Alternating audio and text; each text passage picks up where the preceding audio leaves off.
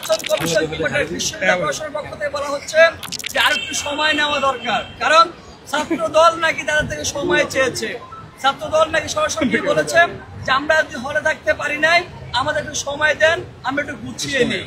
আজকে নির্বাচনের দিন তাদের যে কর্মকাণ্ড দেখে আমরা বুঝতে পারছি তারা কোনটা গুছিয়ে নেওয়ার কথা বলেছিলেন, কোনটার জন্য তারা সময় চেয়েছিলেন, এই গুছিয়ে নেওয়া আসলে কোনটা সেটা আজকে আমাদের মাঝে করতে হচ্ছে। সেই আশঙ্কা মাঠে দেখা যাচ্ছে, শিক্ষার্থীরা আশঙ্কিত।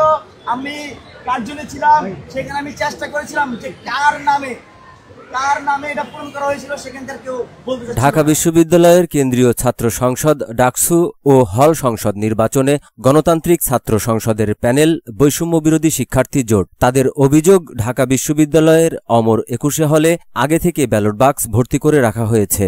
এছাড়া শামসুন্নাহার হলেও কয়েকজন শিক্ষক একটি প্যানেলের পক্ষে অবস্থান নিয়েছেন বলে অভিযোগ করেছেন তারা।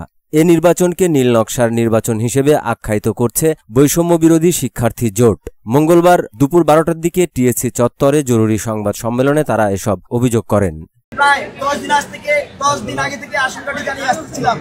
আমরা শুনতে পেয়েছি প্রতিটি হলে 300 করে ভোট কনভার্ট করবে নাকি, তাহলে 5600 ভোট যদি কনভার্ট করে তাহলে ওনাদের বিপিজি জিতে করতে পারবে।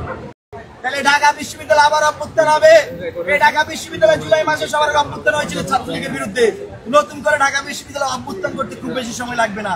আমি একটু আগে এই প্রাথমিকভাবে আমি চিফ রিটার্নিং কর্মকর্তা যিনার সাথে কথা বলেছিলাম, স্যার বলেছিলেন তিনি বিষয়টা অবগত, কিন্তু কারা করেছে সেটা তিনি অবগত না।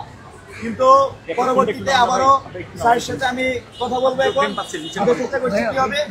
আর হচ্ছে আমাদের জায়গা থেকে যে আশঙ্কা আমরা আগে করছিলাম তার একটা প্রতিফলন যখন আমরা ফিল্ডে দেখেছি, এটাই সবচেয়ে বড় আশঙ্কা শিক্ষার্থীদের মধ্যে তৈরি করেছে, কারণ এই জিনিসটা কিন্তু শিক্ষার্থীরা এই সংকটটা করছিল। এখন আপনাদের মাঝে কথা বলবেন আমাদের